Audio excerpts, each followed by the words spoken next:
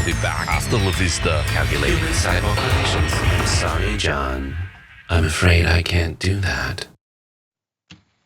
The AI is coming from inside of your radio. At least if you're listening to 95.5 in Portland, Oregon, they've introduced their audience to a new host, AI Ashley, a cloned version of the station's midday host named Ashley Elzinga.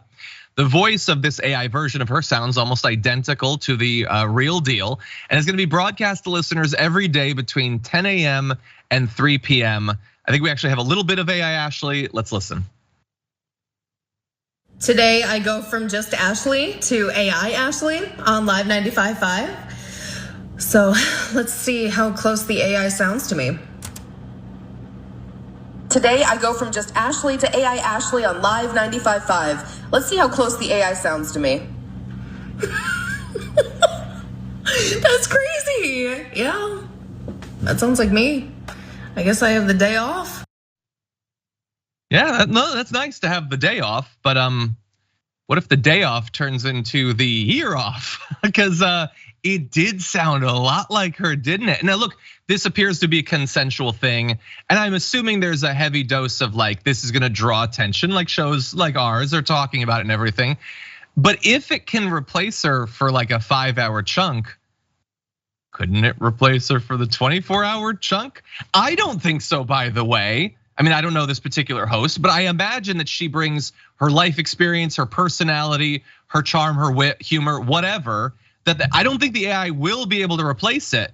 But if it does some version of that for way less money, and you don't have to provide health insurance for the AI, why would you have a human host from the point of view of the company? I would be worried about this if I were a host on the radio.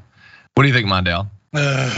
John, I'm creeped out, bro. Like, that's scary. Like the fact that she's sitting there laughing at that, I literally just saw like there's no need for human host anymore. I mean, like how close are we to the point where AIs are everywhere? TV hosts, nobody's paying for anything. And I saw this story a few years back where this guy created a robot version of his wife. And what the robot does, like the robot is his wife brain, took all of her profiles from social media, downloaded all of that into the thing, plus like her personality.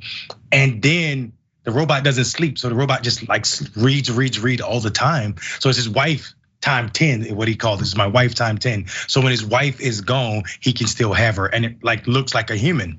And the robot was sitting there, and like he would ask the question, his wife and his robot was saying, answering it the same way, except for the robot had like more detail, like more thought out answers. And it's just like, are we there now? Like, are we there? Also, I can't wait till I get in a fight with a robot and someone says, you can't do that. That robot has feelings. Like, I'm afraid of AI. I literally want to just be the first guy to get locked up for punching an AI in the face. Okay, well, we'll see if we can get there. But yeah, look, we've been doing a lot of coverage of AI, and we will continue to do because I find it to be fascinating, and I do think that there are a lot of great things that can come from it. But man, it really does seem like, especially in radio where you don't have to show the thing, which seems harder. It really does seem like a lot of jobs will be replaced. I would be worried about that. I think that there are major limitations in AI, but there are some things that are not that difficult to duplicate. And so I like that she's having fun with it, and maybe now that there's attention on it, the company would never replace her because that would draw too much negative attention. But I would be a little bit worried about it. We're gonna keep talking about it, and we'll definitely cover when Mondale punches a robot in the face and gets in trouble.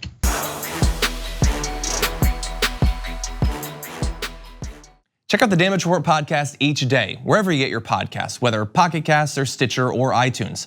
You can join me as I give you the news and stories you want, with a range of co-hosts and interview guests jumping in on the fun each day. Again, that's the Damage Report, wherever you get your podcasts. And if you get them at iTunes, don't forget to rate and review. Sometimes I'll read them live on the show.